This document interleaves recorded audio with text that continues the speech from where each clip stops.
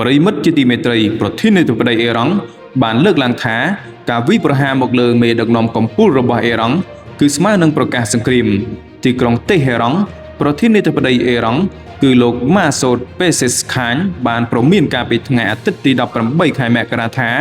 ការវាយប្រហារណាមួយមកលើមេដឹកនាំកំពូលរបស់អ៊ីរ៉ង់គឺលោកអាយ៉ាតូឡាអាលីខាម៉ានីគឺមានន័យនឹងការប្រកាសសង្គ្រាមជាមួយអ៊ីរ៉ង់ហើយនេះបើតាមការចេញផ្សាយដោយទីភ្នាក់ងារសារព័ត៌មាន AFP ការព្រមានរបស់លោកពេសេសខាញធ្វើឡើងបន្ទាប់ពីប្រធានាធិបតីអាមេរិកគឺលោកដូណាល់ត្រាំបាននិយាយថាវាដល់ពេលហើយដែលអ៊ីរ៉ង់ត្រូវមានមេដឹកនាំថ្មីក្នុងការបង្ហោះមួយលើបណ្ដាញទំនាក់ទំនងសង្គម X ដែលតាក់ទងទៅនឹងការឆ្លើយតបរបស់លោកដូណាល់ត្រាំគឺលោកពេសេសខាញបានគូសបញ្ជាក់ថាការវាយប្រហារមួយមកលើមេដឹកនាំដ៏អស្ចារ្យនៃប្រទេសរបស់យើងគឺស្មើនឹងការប្រកាសសង្គ្រាមទាំងស្រុងមកលើប្រជាជាតិអ៊ីរ៉ង់គួរបញ្ជាក់ផងដែរថាប្រធានាធិបតីអាមេរិកគឺលោកដូណាល់ត្រាំបានគំរាមម្ដងហើយម្ដងទៀតថានឹងធ្វើអន្តរាគមន៍ប្រសិនបើបាតុករនៅតែបន្តត្រូវបានសម្លាប់និងចាប់ខ្លួននៅតាមដងផ្លូវឬត្រូវបានកាត់ទោសប្រហារជីវិត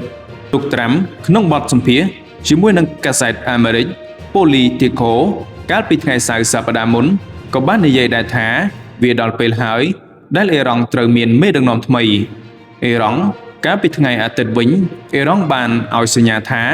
ខ្លួនអាចនឹងអនុវត្តតាមការកាត់ទោសប្រហារជីវិតទៅដល់មនុស្សដែលត្រូវបានចាប់ឃុំខ្លួនអំឡុងបាតុកម្មមន្ត្រីអ៊ីរ៉ង់ម្នាក់បានទទួលស្គាល់ថាមនុស្សយ៉ាងហោចណាស់ចំនួន 5000 នាក់ត្រូវបានសម្លាប់ក្នុងនោះមាន 500 នាក់ជាកងកម្លាំងសន្តិសុខអំឡុងបាតុកម្មតវ៉ាទូទាំងប្រទេសប្រិមិត្តនេះជាខ្លឹមសារក៏ដូចជាព័ត៌មាន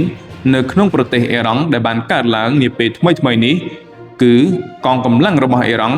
បានសម្លាប់ទៅដល់បាតុករដែលធ្វើបាតុកម្មយ៉ាងច្រើនរាប់ពាន់នាក់នៅក្នុងប្រទេសអ៊ីរ៉ង់ហើយអ៊ីរ៉ង់ក៏បានចោទថានេះជាការផ្ដើមឡើងពីសហរដ្ឋអាមេរិកនិងអ៊ីស្រាអែលដែលចង់ឲ្យរដ្ឋាភិបាលរបស់អ៊ីរ៉ង់មានការចលាចលអរគុណជួបគ្នានៅព័ត៌មានក្រោយ